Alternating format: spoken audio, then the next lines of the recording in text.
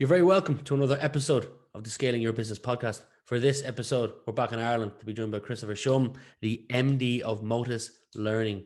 Christopher, you're very welcome to the show. Thank you very much. Thanks for having me. I'm chuffed to have you. If I've done my research correctly, which I hope I have, I believe that you grew up in Kilkenny. I did, yes. Don't everybody seems to hate Kilkenny, bar people from Kilkenny because of the hurling past. But yeah, I grew up, born and bred there. I've been a season ticket holder for Kilkenny for probably the last 15, 16 years. So you're safe on this podcast. My parents are from there. What was it like? And I know in later years you went into De La Salle College in Dublin, but what was it like growing up?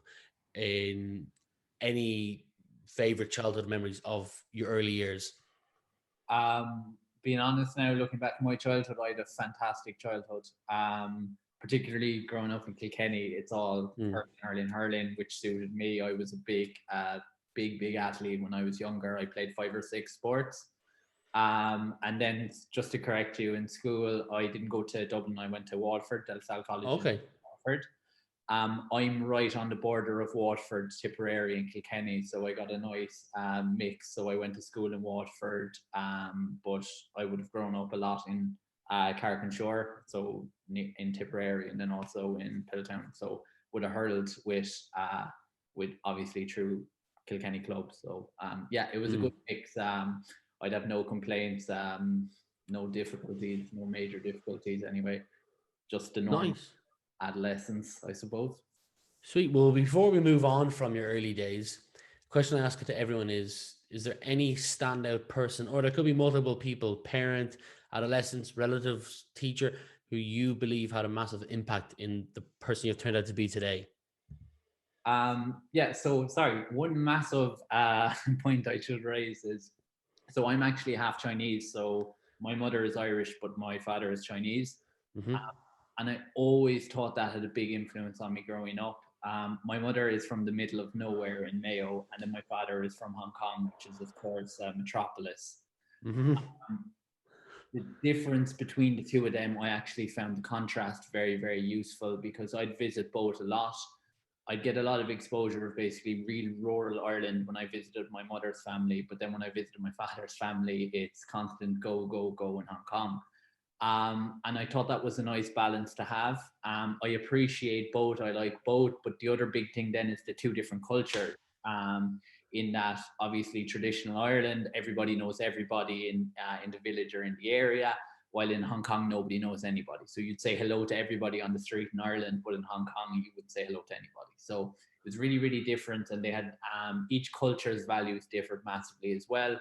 Like I know, like Asian cultures, they're generally interdependent. So it's kind of like, it's not about the individual, it's about the community you're a part of. While in Ireland, it's more westernized. So it's more about the individual and like what you can do individually. So I think experience in both of those cultures from a young age, I thought was really, really helpful for my development in general. Very interesting. Wow. I never know that. My best friend is from Hong Kong. He's been out here since he's been like 12 years old. And we were going to go over last year, but we couldn't make it. So I'm hoping to get over at some stage. The best city in the world, in my opinion. Yeah. Okay. I'm a big fan. It has everything, so I like it.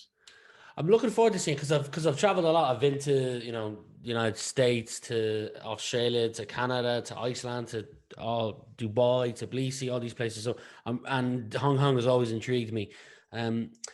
Where did the interest in psychology come from? And I say that because, for the listeners, you went to the University of Calgary and did psychology, then UL from 2012 to 2016, then you went to University of Edinburgh and did psychology and sociology, and in University of Edinburgh, I think it was human cognitive neuropsychology, and now you're in UL doing a doctor of psychology. So where did the interest in psychology come from? Yeah, so I was really lucky with this, and I can actually pinpoint this exactly. I studied history for my Leaving Cert, and for some reason, I don't know why, but I came across a psychology study known as the Milgram study when I was maybe 15.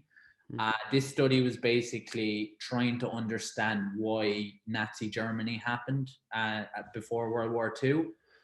And basically the study was, there was people in white coats, they had participants come in and they told the participants basically, you're going to ask somebody in the next room questions, and for any of the questions they get wrong, you have to shock them. So give them an electric shock. And every time they get another one wrong, you have to increase the voltage of the shock. Now, this, of course, was all fake. There was an actor in the other room.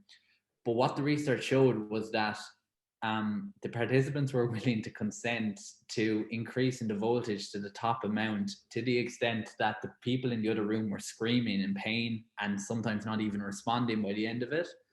But people still did it. There was a likelihood that people still did it, which I found absolutely terrifying. But it give an explanation behind why Nazi Germany happened, that when somebody is in authority, the researcher in that case, people are still more likely to follow what they're saying, to conform. And that really, really just interested me, that you can actually look, there's so many different variables that influence human behavior. And from that day on, from when I read that study, I knew I wanted to do psychology, and I haven't regretted it since. So what was it called? The Milgram effect? Yeah, the Milgram effect. So Milgram was the name of the researcher. This would have been done, I think, in the 1980s or 1990s. Yeah, no, just because I'm curious of looking it up myself. After this podcast, you've got me interested now. A couple of things I want to touch on. Some we might edit out because I don't know if I know you have a great podcast, but you're not always on the podcast, and there's some topics I want to talk to you about the podcast.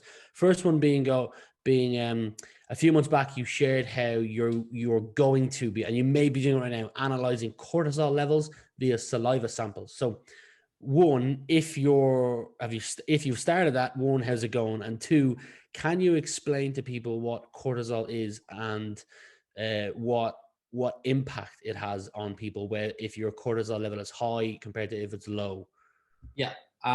Okay, so I'll answer the first question. I'm happy you asked me, because my supervisors will be happy, because I should be talking about it as much as possible. So I know we haven't even spoken about this yet, but about 3 years ago, I developed a mental health education workshop for children, specifically children and adolescents aged 10 to 14, so that 5th to 6th class age. Yep. We did a service evaluation in 2019 with UCC, and it showed that it works. Basically, it improves emotion regulation, improves psychological well-being. Now, what my PhD is looking at is basically the long-term effects of that. So we're trying to see basically, if these children do the program, will it help them transition into secondary school?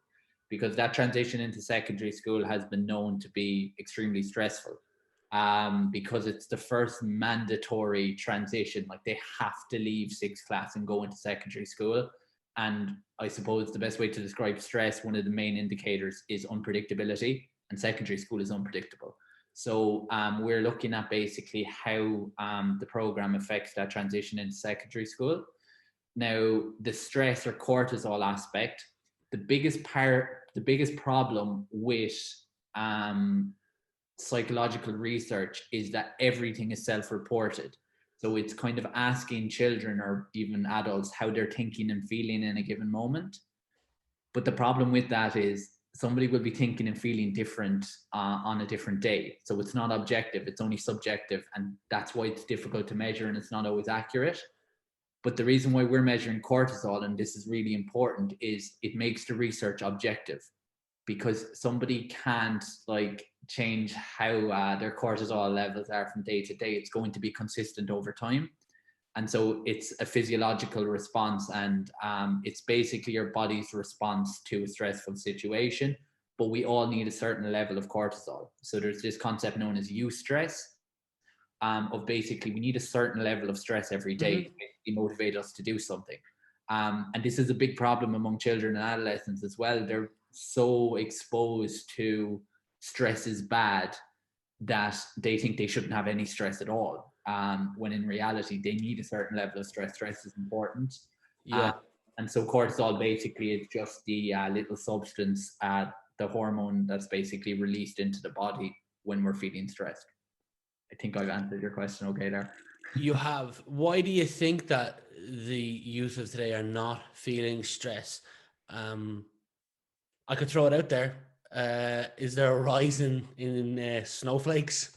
Oh, yeah, 100%. So this is a complicated question because there's so many different variables. But Mm, definitely one of the variables, and this has been shown by research, is there is overprotective parenting at the moment. Parents are trying to protect their children from absolutely everything so that when they are eventually exposed to a difficult life event, they essentially crumble like a snowflake. That is a mm. factor, but it's not the cause. There's loads and loads of factors. That I could go into. I don't know, do you want me to? Sure. Well, if you give us one or two, I'll tell you where my brain is at the moment. My brain is going, if Christopher can pull this off and prove that there's a correlation between A and B, that transition, I can't imagine you not like receiving awards and just the company exploding because it's backed by data. So that's where my brain was going when you were talking. And I know this is primarily an entrepreneur podcast, so like I do Mm, point out, I'm in this rare position where I'm in a field where research is everything. It's not just about selling the product. We need to prove it works because as a scientist, like I'm obviously in the world of entrepreneurship, but I see myself as a scientist before I see myself as an entrepreneur. yeah. And for me, it doesn't matter if I sell this program to millions and millions of schools. If it doesn't work, if it's not proven to work, then I haven't done my job successfully. So this is why I've chosen to do the PhD. I want to prove that it does work. That's really, really important to me. Well, it makes perfect sense. And there's a company that I'm involved with that they basically sales training. They basically studied. You're familiar with LinkedIn as a company. They studied the sales reps in LinkedIn for a period of 6 months. And then what they did was they came in and trained them on a technique called the upfront contract, which is I think at the start of the call where you set the agenda, your expectations, my expectations, next steps, etc., etc., etc. And they ran a study of what their performance was like the following, 6 months after they had implemented this, and the results were astronomically like tremendous, and they could see that there was a direct correlation between the success of a sales rep who used the upfront contract compared to one who didn't use it correctly, and that consistent reinforcement learning. So then they went to other companies and said, here's what we've done for them, and it's also backed by data. So that's what kind of went through my head when you were saying, hey, look, I'm trying to prove that there's meaning behind my madness here. Yeah, exactly. Because as well, like organizational psychology now is becoming extremely popular. But I think the next step now, because I experience this on a day-to-day basis, is to weed out the people who are making claims about stuff with no data to back it up. I think that's a big issue that isn't addressed enough. Like our biggest competitors now when we're going into the schools is athletes and influencers, like people who are basically giving advice based on how famous they are. And the problem is the advice they're giving, it might do wonders for them, but just because it works for one person doesn't mean it's going to work for everybody. So it's really, really important that this information is backed up by research. It's essential. Yeah, and there should be some level of accountability there. I was talking to Paul Farrell, the MD of Virgin Ireland, and he has this frustration that is Virgin as a TV broadcaster are held to this certain level of accountability and trust between them and the customer. And if they break that, they get punished, whether financially or their viewing job or a combination of both. Whereas the individual influencer can make up statistics and not receive the same level of punishment or having to walk that straight line as others, and hopes that in the future there can be, a similar thing brought into individuals if they're going to talk, if they're a fitness influencer. Well, how are they right to talk about psychology, and if they are, there's a dangers and etc of that. So yeah, I'm with you on that. Before we go any further, why don't you tell people what is Motus Learning? Okay, perfect. Big question, but I'll do my best to summarize. So we basically go into primary and secondary schools and we carry out mental health education workshops. So we have a facilitator and assistant go into the school, and we do workshops to teach children about cognitive behavioral therapy, mindfulness, and neuroscience are the three main aspects, but we teach them lots of other things, like stuff like sleep education, like diet education, like how to develop their social skills, empathy, so on and so forth. And basically, we've been running it now for about 2 to 3 years. We've completed our workshop now in over 125 schools. So the majority of these are rebooking each year as well. And yeah, so we're continuing to grow and starting. So our program specifically for 6th class in primary school and 1st year in secondary school. But we are now piloting in September a secondary school program, which I'm very excited about. So specifically for transition years. And what we're going to be teaching them children about is career guidance, basically using psychology techniques to improve their learning style, how they learn and study, but also basically how to understand what happens after they finish secondary school. And then what I'm really excited about is we're teaching them about sex education. So we're basically linking up the sex education side to the mental health aspect, because as you're probably aware, sex education is essentially non-existent in Ireland. But people don't realize that sex education and mental health are very closely linked, because a lot of mental health issues can stem from a lack of information about sex. So basically tying them in together and teaching them about that. We're generally young psychology graduates, the majority of our employees. So as a result, we seem to connect better with the kids as well. We're not somebody coming in basically telling them, who's like 30 years older than them, telling them you need to do this and that. We're not that much older than them. Like the majority of our staff are under the age of 30. And the other big thing, and probably the most important aspect of it all, is we've integrated gamification into our workshops. So it's not just coming in lecturing them, it's a fun day for the kids. So like when we come in, basically they look forward to us coming in, and we help them learn the information through games and activities rather than just telling them the information. I well said. I love it. As I've mentioned to you in the email before you came on, the audience is entrepreneurs, MDs, founders, CEOs across Ireland, the UK, growing audience in America. Anyone interested in knowing more about what it is you do, there's links below to both your LinkedIn page and Motus Learning and everything else we mentioned as well. So if anybody is interested, just go to wherever you're listening or watching this and click the description field and you'll see links. 3 months ago, you praised the UK on how their government perceives mental health. In response to COVID-19, they've prepared a mental health and recovery action plan. The Irish government, at this particular time, still operating on a reactive approach. What is your, I guess, what's the ideal scenario that they could be doing differently, or what could they be doing differently is my question. Yeah. So this is actually extremely black and white, in my opinion. In the UK, so I've worked in the NHS in London, and I've had loads of friends who've worked in the HSE, so I know both perspectives.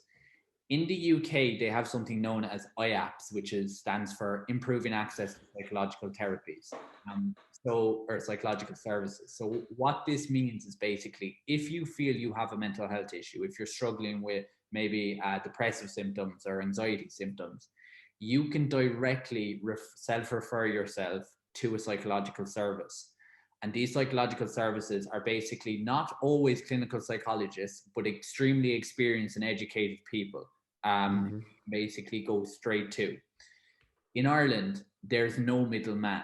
So what happens basically is, if you feel like you're having depressive symptoms or anxiety symptoms, you have to go to your GP. Your GP has to make a decision on where he should refer you or she refer you. And eventually when they refer you, you're put on a waiting list and nothing for months, even though you might be extremely struggling at that time. And the process is so much slower as a result.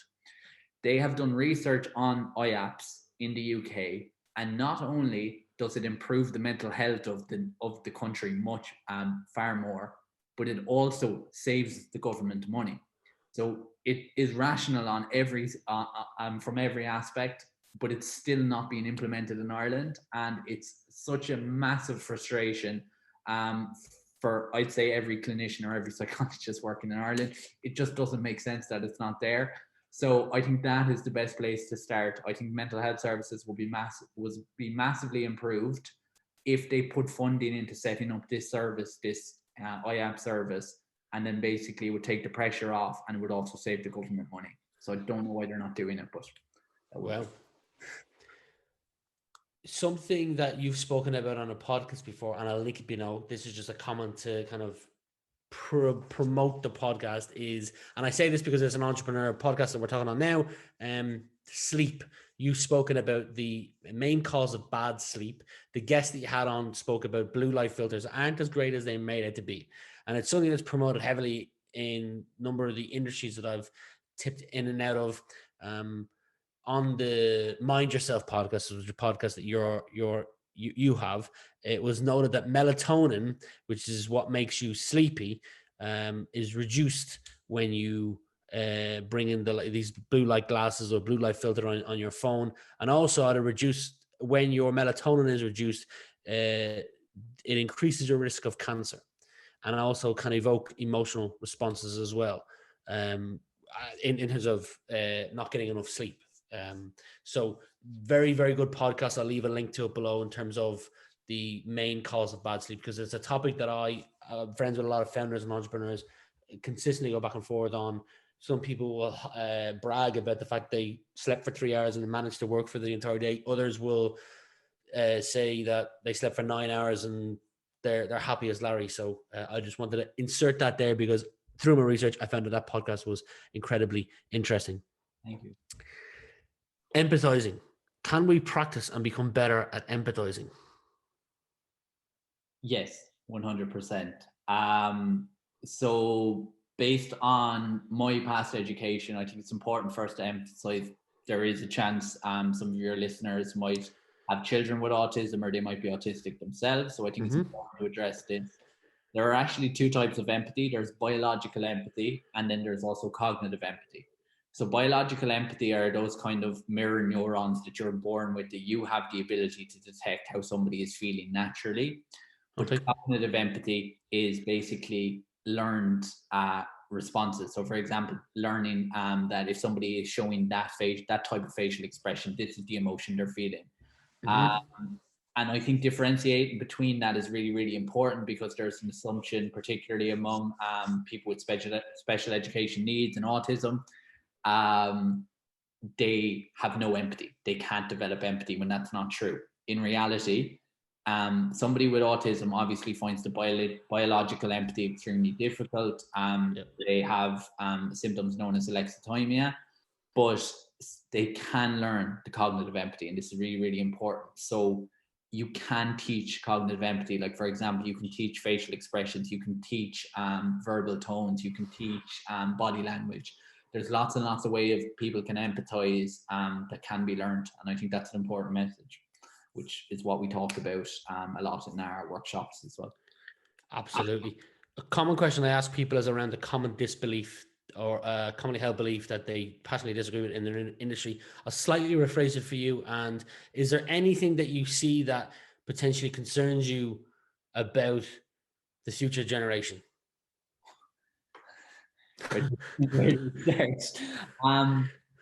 There is one thing that I find mind-blowing that's not being taught in schools. So I'm just going to talk about this one, is when we go into schools, well, firstly, I'm just going to refer to generally children of the age of 10 to 14 know 3 emotions. They know happy, sad, and angry.